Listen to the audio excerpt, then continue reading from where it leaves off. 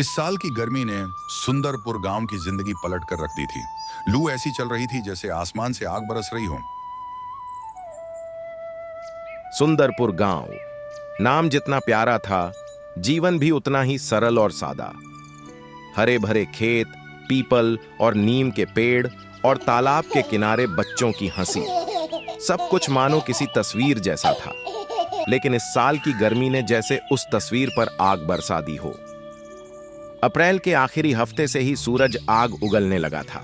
मई के आते आते हालात इतने बिगड़ गए कि सुबह 7 बजे से ही लू चलने लगती और दोपहर में तो जैसे धरती जलने लगती। तापमान 50 डिग्री के पास पहुंच चुका था। गांव के बुजुर्ग कहते, हमने अपनी जिंदगी में ऐसी गर्मी कभी नहीं देखी। राधा, गांव की एक मेहनती किसान, हर साल अपने खेतों में टमाटर, भिंडी और लौकी उगाती थी। पर इस बार गर्मी और सूखे ने उसकी मेहनत पर पानी फेर दिया था।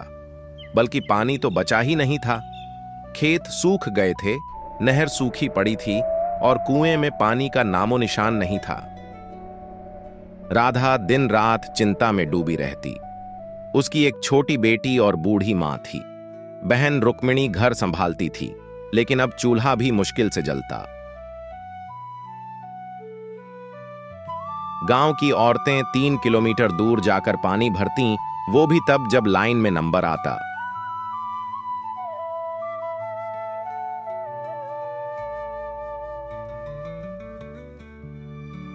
एक दिन राधा की मां को चक्कर आया।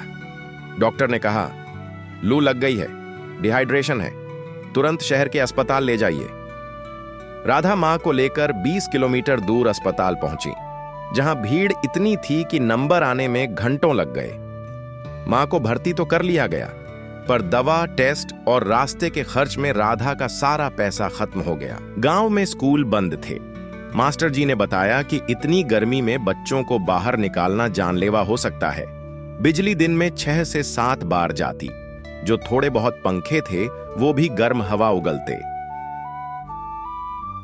गाय भैंसे भी बेहाल थीं। चारा सूख चुका था। तालाब सूखने लगा था और मवेशी प्यास से तड़प रहे थे। कई तो मर भी गए। चारों ओर मायूसी का माहौल था।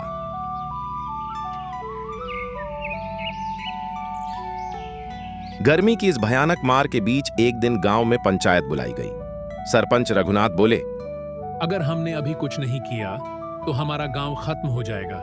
हमें मिलकर कुछ उपाय करने होंगे। किसी ने सुझाव दिया, तालाब की सफाई की जाए। दूसरे ने कहा, हर घर एक एक पेड़ लगाए।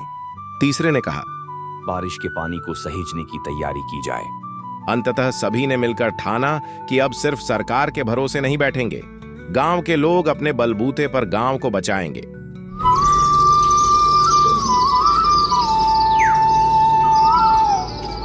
अगले ही दिन से काम शुरू हुआ। औरतें घड़े लेकर तालाब की सफाई में लग गईं। बच्चे झाड़ियों से कचरा हटाने लगे। गांव के युवाओं ने खेतों में रेन वाटर हार्वेस्टिंग गड्ढे बनाना शुरू किया। जो पेड़ सूख गए थे वहां नए पौधे लगाए गए। राधा ने भी अपनी जमीन के एक हिस्से में नीम, पीपल और आम के पेड़ लगाए। उसने निश्चय किया कि चाहे फसल हो या न हो, पेड़ जरूर होंगे। उसकी बहन रुक्मिणी ने पुराने कपड़ों से टपकन बनाकर पौधों को थोड़े थोड़े पानी से जिंदा रखने की कोशिश की।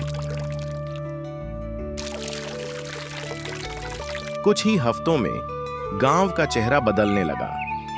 सूखे तालाब में फिर से पानी जमा होने की उम्मीद दिखने लगी। गांव के लोग सुबह जल्दी उठकर पेड़ों को पानी देते, बच्चों को पेड़ के बारे में बताते और मिट्टी को ढककर नमी बनाए रखने के तरीके सीखते।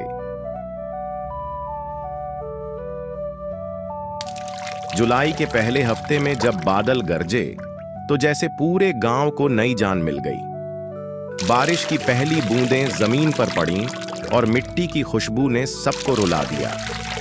बच्चे नाचने लगे, बूढ़े झूम उठे। तालाब में पानी भरने लगा। खेतों में हरियाली दिखने लगी। रामू के खेत में भी नए पौधे निकल आए।